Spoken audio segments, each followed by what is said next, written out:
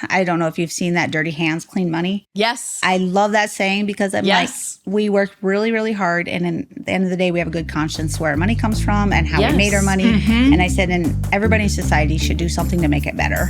Welcome back to Common Ground, North Dakota. Hi, I'm Heather, and I'm a chef. And I'm Jenn, a registered dietitian. And we're curious consumers on a journey to discover where our food comes from and what it takes to get products from North Dakota fields to our tables. Today, we're visiting Jackie on her farm near Hettinger, North Dakota, to learn about her passion for animals, raising the next generation of ranchers, and what it takes to put beef on the table. Let's dig in.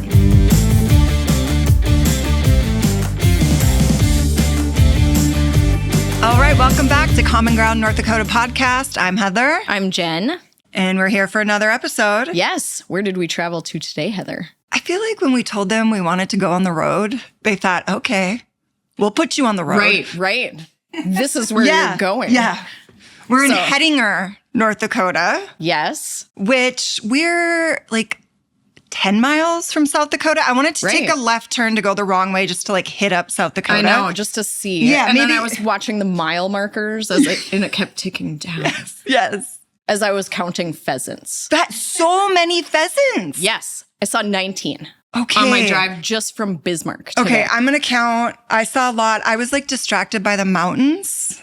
Right. It's North Dakota mountains. You guys, coming from the eastern part of the state where it's flat. Even my car was like, are you sure? It's like, it like speeds up and then you're going downhill. You're like, this is really fun. And I was kind of distracted almost like, oh, what's around this corner? And we saw a lot of cows though. Lot of ranching, lots of cows. So and speaking of, I know, we're on a ranch. We're on a ranch. Yes. In Hettinger. Yes. With Jackie. We're talking to Jackie today. Hello. Thank you for having us. We're sitting at your table. Thank you guys for coming. You made us coffee. You gave us some beef sticks. Snacks. From your cows? Yep. It's all processed right in this area, so we're very proud of it. We have a good processing plant, and we raise our beef, start them out on grass, and then we can finish them right with our own corn. So we finish them all the way, and it works out great for us. There's nothing better to a chef and dietitian than food. Yes, thank you. Yes, you know the the way ways to our hearts.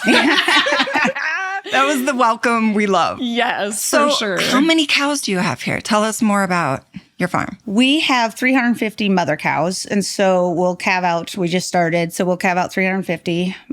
We should be done by the middle of April.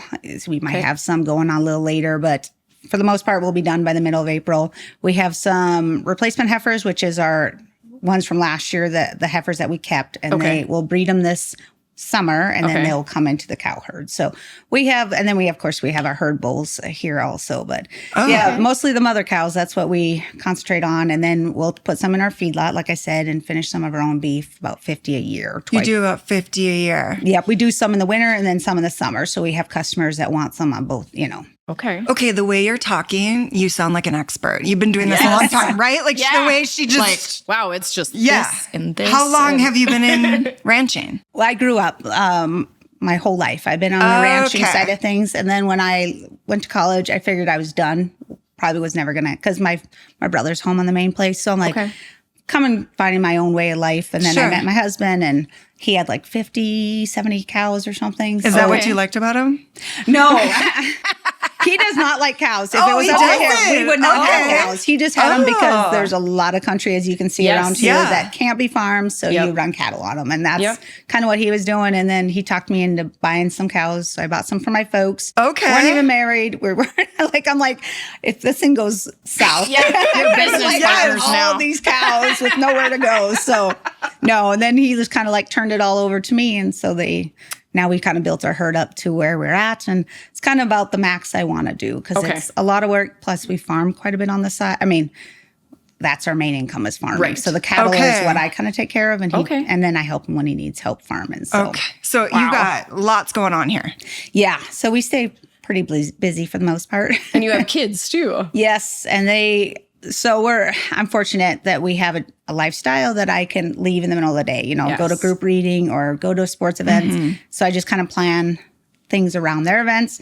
Sometimes I just have to say we can't do it. That's just not possible. We're just too busy this time of year. So they can't play baseball or softball. We just said it's not something we can go run in town to do. So, those are your busy seasons. Right. Yeah. And we rodeo. The kids get to rodeo, but that works for us because we have horses. So I'm like, okay. And I rodeoed my whole life. So I'm like, this is a great opportunity for you guys. If you want to do something this summer, let's rodeo. So yes. Works out well. That's great. So your typical day on a ranch, what would that be like? And does it matter, like, I suppose the busy season you're calving right now, do you have different seasons then that are busier than others? This is the busiest time we'll have. And so I'll get up in the morning and go check cows right away. Okay. I do the night checks, and then Jordan gets up early and takes a check. And then when the kids get on the bus, then I just take over and check everything, make sure everything looks okay.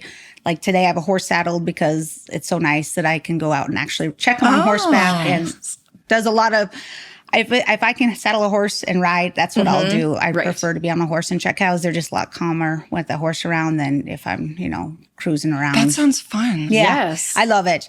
And so I tag calves as they're being born. And if it's nice like this, they can stay outside. The cows are more relaxed if they can calve outside. But if it's really bad weather, that's where work really begins to happen, because you got to bring everything in a barn and clean your barns and constantly moving pairs around to keep them, we've had blizzards, really bad blizzards in this area. But so far this year, we've been very fortunate. It's been a really nice spring. It's been a good spring. Yeah. Good spring for calving. So night checks.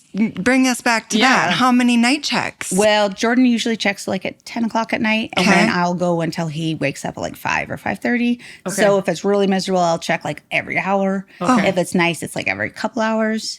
And we have cameras, so I can see. First, I check on the camera. If there's nothing happening, then I'll just go to bed. But if I'm like, oh, there's something calving, or oh man, there's a calf on the ground, I better go. So then I'll get up and go. So do you have to go like on your horse, like in the middle of the night somewhere? No, no, I have a gator, and I live in that gator, and I have a sled, and so I can pull the calf right in the barn, and everything's right in our yard. Okay. So that makes it super easy. It's like, and you just skip on over there. Yeah. And I'm like, our gator's in the heated garage. Nice. So I have a very nice life. So it's that is great. And the fact that you have the cameras, you can see how they're doing. And you've been doing this long enough where you can look and tell. Right. Yeah, we have cameras in our barn too. Okay. So I can watch a cow. So I'm not sitting there bothering her by checking her constantly. I just check her on the camera. And if I'm like, oh yeah, there's nothing happening, we better go help her, we can step up, and I'll wake up Jordan and be like, guess what? Yeah. Guess what you get to do. Doesn't it make sense that a woman is doing this? Because like as a mom, you're like midwife. you want to be left alone, like leave her alone. You know how it goes. Just and it helps that I grew up doing this. Like, it's just second nature for me to do this, because I grew up with sheep and cattle and horses, and sheep took way more intense. So cattle almost seemed easier, but sheep if they were hit you, it didn't really hurt. And so that's why I'm like, the kids, I have to be pretty careful with them, because I'm like, don't walk through the cows when they have a calf, because you know. So we have to teach them at an early stage, and I learned that long time ago. So it's, I don't know. It's second nature for me to calve, so I enjoy it. It's my favorite time of the year is calving. A lot. How many have you had this calving season? We have just 12. 12 or 13 on the ground. So 2 days ago, we had like 7 in one day. And before that, it was like 1, because we really don't start our cows until the 19th of this month. And so our heifers started earlier, so we have more heifers calved out, and they usually are the ones the first time, never had one. They don't know what they're doing. So usually it takes a lot more work. So we're like, we'll start them earlier, and then the cows that know what's going on, we'll bring them in later. There's a lot that goes into it. There is. Like the planning. Yeah. And the bulls that you want to buy and the bulls you want to use, because we are trying to use our bulls to make good mothers and also to good beef, So we look at the carcass data and, when we're buying bulls, and we sell a lot of our steers right off of the cow in October. So we want to have heavy calves. So we buy bulls that are going to have good weaning weights. And so, Jordan's just like, you do your thing. Like genetics? You look at a lot of genetics? Yeah. Okay. And we have certain guys that we go back to every year that knows our program and, helps us. Wow. That's so interesting. Do you happen to, I'm curious about the calves, and how often do you have twins? I'm a twin, so that's why I asked. I'm just so curious about it. Last year we had 6 twins, which was a lot. And this year we're only ultrasound to have 2. So I don't know. Sometimes they say the year, if it's a really wet year, they eat better. They might produce more twins. Some say it's genetics. It's just weird. Last year we had a lot of twins. Wow. And this year like I A said, couple. yeah, just going to have 2 unless the vet missed him when he was ultrasounding the cows, which could happen too. Yeah. Okay. So, yeah, we Wow. ultrasound everything so we know which ones are going to calve early and which ones are going to be later. So we sort them out. Yeah. It is nice. a lot of work, right? Yeah. To pay attention to that. Yeah. There's some people that don't, they do things differently. This is just the way we kind of run our operation. So I like to know when things are going to happen and who's going to have a twin. 'Cause Right. last year we had a lot of backwards calves twins. Oh. And it's a breech calf. So the cow does need help. So if I knew she was having a twin and I knew instantly, okay, let's really watch her. Yep. And then we'd get them in and we'd have to pull it if. Yep. And we found a couple coming just backwards. Both calves were coming backwards, which made it super hard for her to have it on her own. Yeah. So then you're calling the vet? No, we do most of it ourselves. You do? Unless we cannot do it, like too tight or something's really messed up. So last year we didn't haul anything to the vet. The year before I hauled in, and she had massive twins. Like we could not get them, and he got one, and he got them both without doing a C-section. Oh, so it's good. like, thankfully, because C-sections are hard on Yes. calves. I bet. So, yeah, it was. Wow. Yeah, we're lucky we have a good vet clinic that's only like Yes. 15 miles away because Okay. my folks have to go like over an hour if they have a C-section. That is to do. lucky. Yeah, so we're fortunate for sure. Yeah. Wow.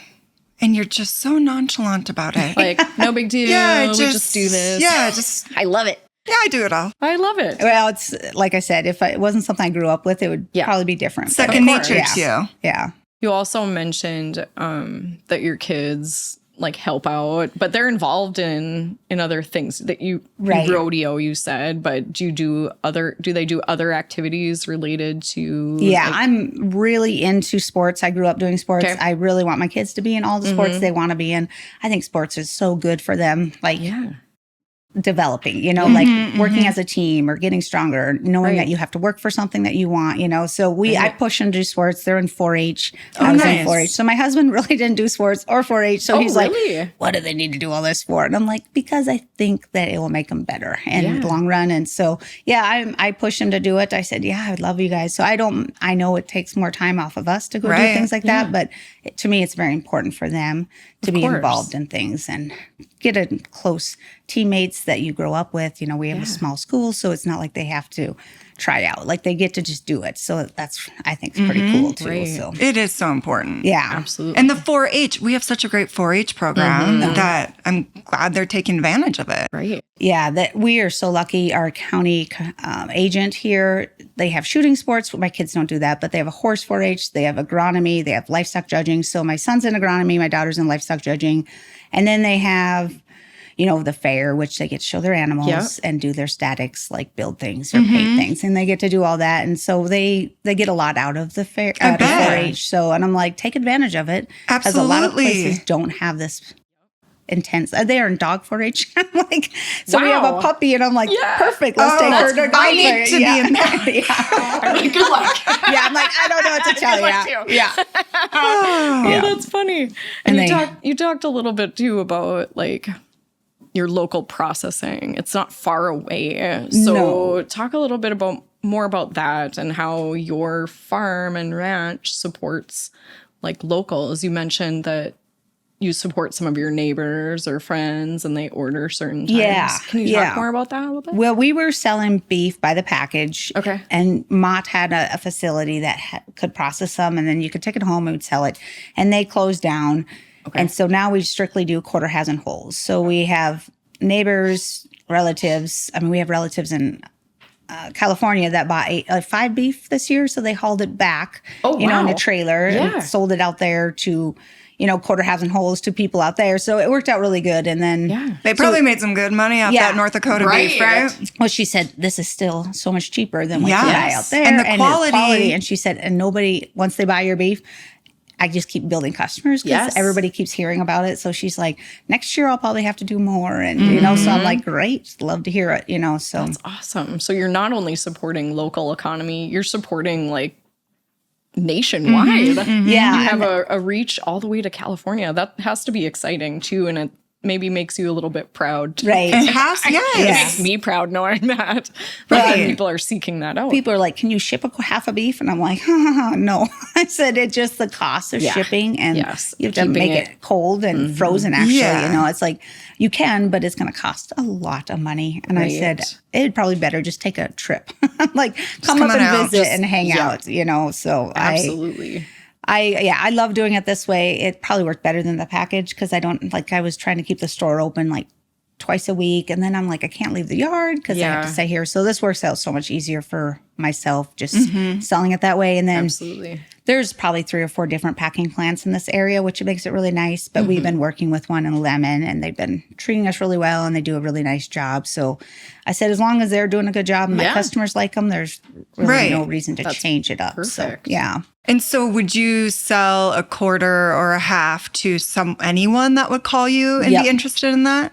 Yep. So I have a list. So I have a lot of the same repeat customers, and then word of mouth or Facebook, I might say, I have an extra half, and then I'll have something like I've never just not been able to sell it. Okay. Literally, it's always gone. So that's really great. nice. So our listeners can reach out if they're in the need. Yeah. And if I don't have any, I have neighbors that do the same. And so I always give people other people's numbers, and I'm like, I don't have any, but here's so-and-so is also doing this. Nice. So yeah, I'm not trying to keep all the business myself, because you can only finish so much. Right. And you want to help everyone out. Right. I want everybody to do well. Well, and if you've never bought a half a cow or a quarter, how it much can do be you need? intimidating, but when I was the executive chef at the North Dakota Museum of Art, we used to get local beef. And so it was NDSU that would do all of the processing. Oh, yes. And it's so nice because they walk you through it, right? So even if you've never done it before, they can say, okay, do you want this cut, this cut, this cut? They can tell you what's recommended. I think it can be intimidating if you've never done it, but once you do it and you see the quality and how much you get for the price, you'll never go back. I know. Exactly. My grandpa, they would butcher all their own stuff right in his place. And so my folks now do it. So I grew up cutting meat. Like we would You can it for do just that our too. family. I can't do it. I just sit there and my dad or brother tells me what I'm cutting here and doing this. But yeah, so I grew up with it. So I'm like, it is so important, like to me. Well, this pork came from, like, because we'll buy live pigs from a neighbor over here. And then we process them ourselves. And now I have half a freezer full of pork that I knew exactly where it came from. Yes. I helped cut it all up. So like with the beef, I don't want my folks having to do our beef. So we pay to have it done. But for That's them, nice, they do the pig for us. And I'm like, I'll come down for a day and we can do it together. And it's a nice family day. And the kids now are getting involved, and they help wrapping and, deboning and stuff like that. And so it's just something that's fun for generations to do, since my grandpa was the one that was first started it, and I'm sure his dad probably did it too. But so you're something passing that's it on. Yeah, it's a lost art. It really is. It's so hard to find meat processing. It's a big deal, and it's a lot of work. So it is a lot of work. When the people say we can't find anybody to do it, I'm like, I can see why. It's cold and it's work. Yep, it's heavy work. So it is for sure. But I bet that pork is incredible. It is, yeah. And I said, it's nice to, I don't need to go to the store for, need a sausage. Yes. I got sausage in the freezer. So we kind of know what we have on hand a lot. So for sure. So you had said the quality of your beef that, once people try it, they can't believe it. What do you equate that to? You talked about when buying your cows, you think about genetics. Like, do you think that's part of it? Yeah, I think like the last 5-6 years, we've been buying bulls that have good carcass data. And then we also finish them on our own corn. So we go through, we have a corn, we mix up some distillers, our corn, and some mineral in there. So we hand feed them twice a day. And so they clean up, and we also don't keep anything that we wouldn't want to eat ourselves. So everything's less than 2 years old. So we don't finish out an old cow and try to sell her. Everything's less than 2. And we make sure that they're gentle, because, wild ones don't finish as nicely. Because they're tense or what? Yeah, they're just flighty. And so they don't usually clean up. So we make sure we keep the ones that are more docile, the ones that we can walk through, and they're if something's a little nervous, I'm fine with that. But if something's high-headed and looking to run, then I'm like, we need to take her to the sale barn. So we handpick which ones we want to finish, and it works out really well. And then my folks, they do a big operation down there. So if I'm like, short, I don't think I'm going to have enough for my customers, I'll buy some of theirs because they have really good livestock. Oh, that's I mean, a lot of our nice. cattle come from them anyway. So I'm like, can I buy 4, whatever. And so then they're I'll not going to finish say them. no to you. No, right? they won't. Last year, Dad's like, it's kind of handy. Could you just finish ours up there? So he hauled 4 of theirs up here, and we finished them, and then they took them down there and processed them. But I'm like, not a big deal. It's just an extra. It's nice give and take. Yeah, that's great. I'll buy some, and you can bring some up here. Right. So we still work with them pretty closely on a lot of things. That's great. Yeah. I'm wondering too, like, about consumers. Like, what would our listeners want to know? So thinking back, like, to all the questions, I'm sure you've had tons of questions about, like, well, where did the beef come from, and what are your genetics, or who knows? But like, what is like a myth that you'd like to bust about? Good question. Like ranching or cattle. If you just sat with somebody that's never been on a farm or a ranch before, like, what would you want them to know? Well, like the cattle are my livelihood. I got to quit my job, and now I just strictly work cattle. So that's where I'm making my money. But they're not just money to me. I mean, I know my numbers. I know the cattle. I work with them very closely. So they think ranchers are just out there for this huge profit. It's not. We are really working hard for keeping the better animals, taking care of them. There's negative 40 degrees, and we're out there feeding them extra hay just to try to keep them healthy and warm. And so there's a lot of people that don't understand how much time and effort it takes to run a cattle. And that it's not always just thinking of the money. It's we're thinking about how they're doing. And if it's really hot out, we have to make sure to check their water daily because you don't want them to run out of water. And I don't know. Some people just love cattle, and and them are the ones that have usually the better herds, the ones that really care about how their animals are doing. And it's some years you're not going to make very much money in cattle. That doesn't mean you're going to treat them poorly. You're still going to take care of them. You're going to do the best that you can for them, even if it's at the end of the day, you're not going to see a huge profit. Now prices are really good, but that doesn't change the way I handle them either. It's regardless of what kind of money I'm looking at, I'm still going to treat them. Give them that care. Yeah. And that comes across. And you do such a good job on it on your social media too. Like your Facebook, you've got like over 100,000. I think we're close to like 119,000. That's crazy. That's awesome. And telling your story, right? Like I feel like your passion comes across there.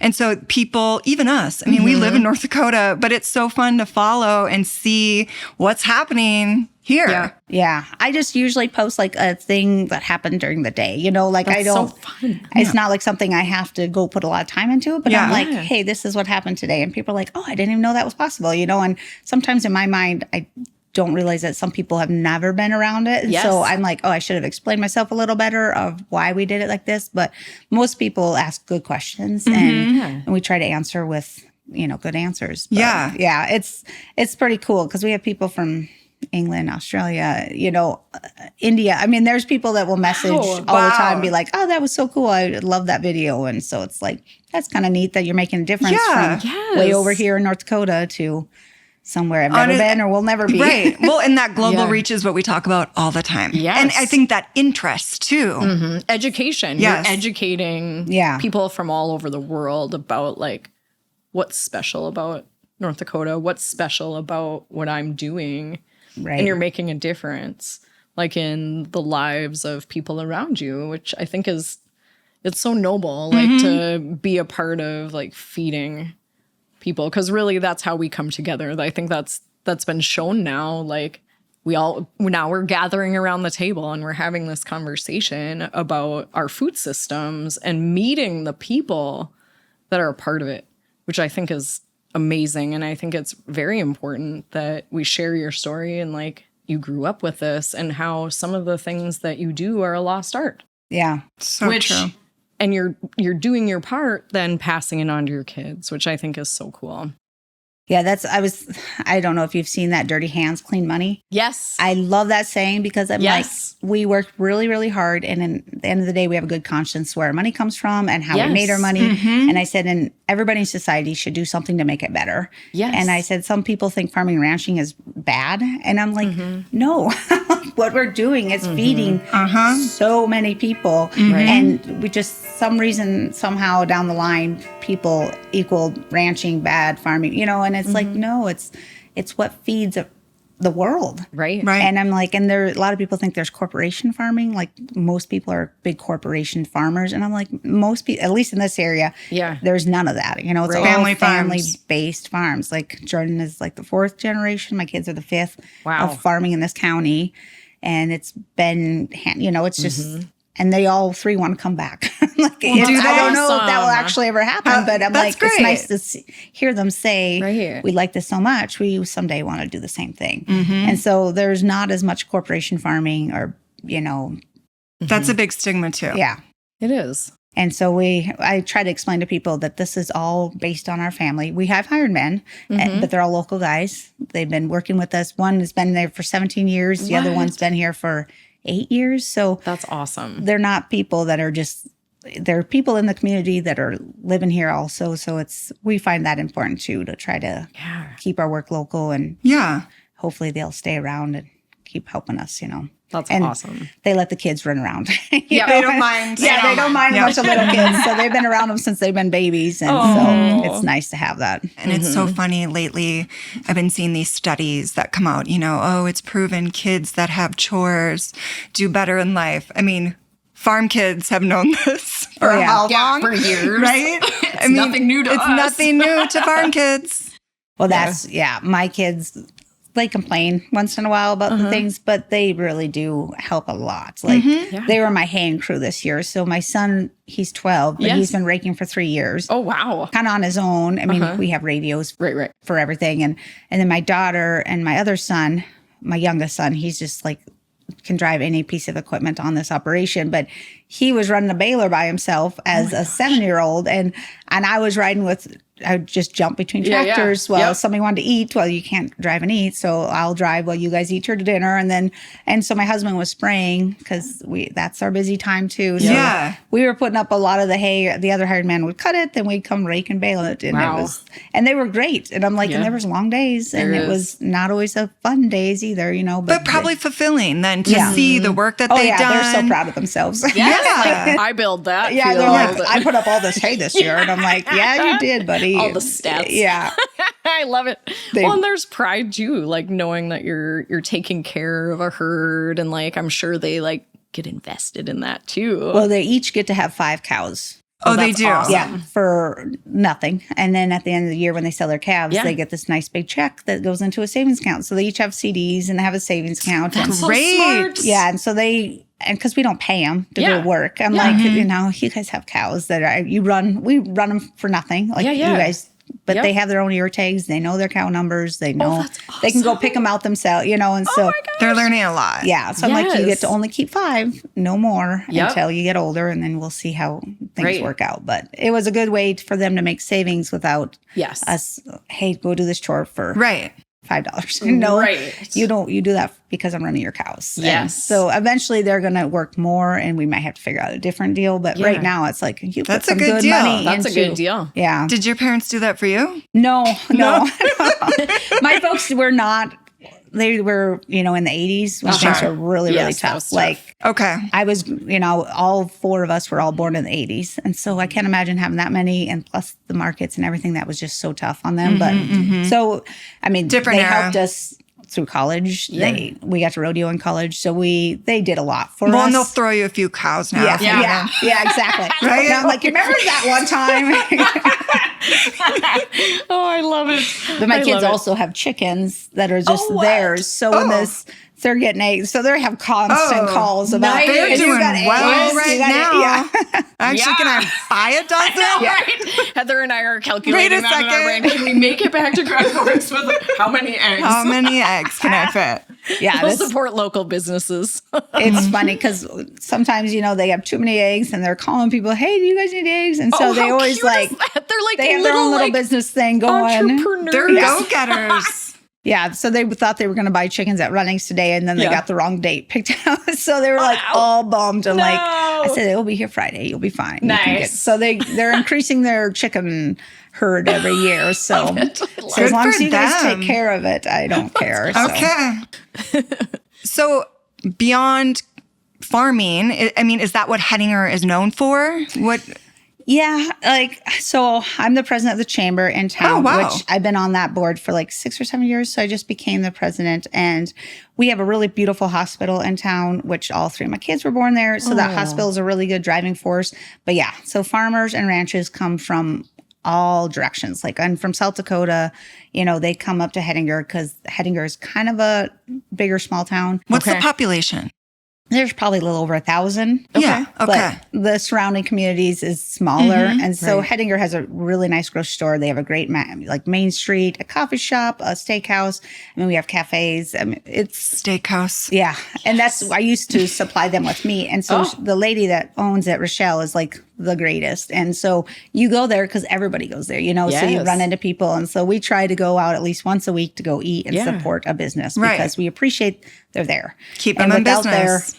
We'd have to go to Bismarck or we'd have to go to Dickinson first. And so our grocery store, everybody's like, it's a little expensive. Well, it don't matter. Like we have a grocery store. Yeah. And I'd rather go spend. Yeah, exactly. I'm like, I'm in town 4 days a week picking up kids and doing this and that. And it's nice to get everything. And we have a Runnings that bring the chicken. We just have a very great community, and farming and ranching definitely drives it.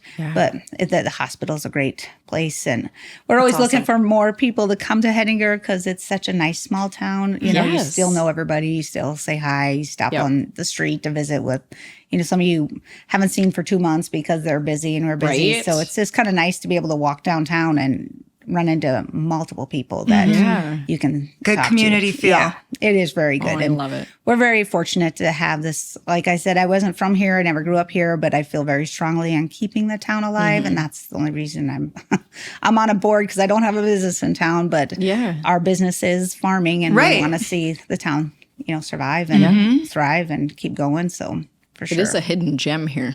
I like it If anybody's looking for small town North Dakota, this is definitely a place to consider for sure. And it's so cozy and like warm feeling. I don't know. Beautiful landscape. Yep. Good pheasant hunting around here is tons of pheasants. I could have gotten a few of them. I know. I was like, oh, there's more. Yeah. There's more. When everybody's like, how's the pheasants doing? I'm like, really good. I've hit like 2.